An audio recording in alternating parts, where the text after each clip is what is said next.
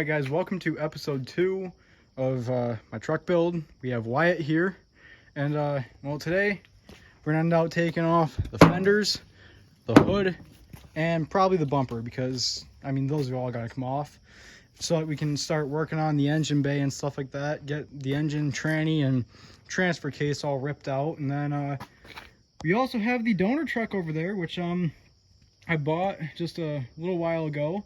It does have a Hemi. I'm pretty happy about that. So I'm gonna end up ripping the engine transfer case and tranny out of there and throwing it into here. So let's get into it. So first thing we need to do, pop the hood, because we're gonna start taking the fenders off, and we have to take off these bolts up in here and also over there, so we can start taking the fenders off, take the headlights out, and then probably first what we should do is start taking the hood off, and then start working on the fenders so that the gas struts don't get in the way, and just the hood in general doesn't get in the way. So let's get into it. So as you can see, we got a bolt here and a bolt here. It's the same on the other side, so we're just gonna start taking this off so we can get the hood off. So now that we got the hood off, we can start taking the fenders off without a problem. And yeah, I know it's kind of disappointing that we only got half a V6 in here, but hey, we'll have a Hemi in it. So yeah, let's get right into it. For these bolts right here, it's metric, but 9/16 works, and as long as it doesn't strip, we don't really care. So yeah, we're just gonna start with taking these off, and then looking around for the other bolts that we need to take off, and we'll get these fenders off in no time.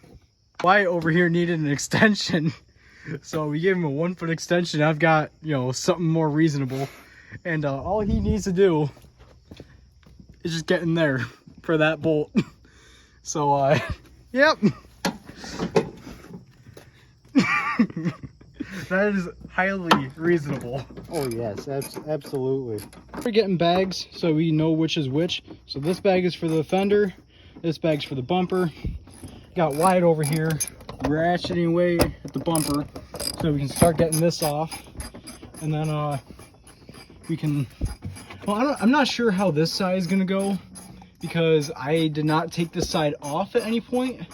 Well, fender wise, I did have to take the bumper off because I had to straighten it. But yeah, so I have to figure out how this side comes off. All right, so Wyatt's got a story time. Go ahead. I may or may not have accidentally got my boss man's truck a little stuck. All right, good enough. Yeah. All right, Wyatt, he's got to end out leaving, so we might see him in a future video or two. Yeah. But end out getting the headlight out because I need to take that out for getting the fender off. I'm gonna do that side as well, take that fender off, and then that should be it for the video today. Next video, I'm gonna end out taking off the bumper, and then after that, it's starting to get to here, take this out, and everything underneath of it as well. So I'm gonna end out get this stuff cranked out. We'll see Wyatt later, and let's get to it. Okay, so we also have to take these off so we can get the fender off, which those are a 10 mil, and then I'll do that on the other side as well. Then I'll have the fenders off, the hood will be off, and they're all going to go into the bed of the 1500 for now, and then I can start working on all this stuff later on. All right guys, so I'm going to call this a night right here. So for over here to get this fender off, I'd accidentally done a terrible job of welding it, so I have to grind that down, and then I have to pull this off. And then over on this side, I didn't have to do any welding, but I do have to take a flathead screwdriver, take that out, and then I can start getting the rest of this out. But I'm gonna wrap this up for tonight, and I'll see you guys when I get back to it. Guys, welcome to day 2 of trying to remove these fenders, because I messed up when I was putting the fenders back on, and I had welded right in here, and now the fender is just kind of like on there, so I got to grind off. And remember, safety is #1 thing whenever you're working with like power tools and stuff like that, because you know, you don't want to kill anyone or yourself. So we got our safety goggles. Remember, safety is our #1 priority here. Alright guys, remember, safety is our #1 priority, which is why I'm recording with my right hand, cutting with my left hand, and yeah, well, let's just get right into this. Hopefully I can do this without killing myself or destroying anything, so yeah.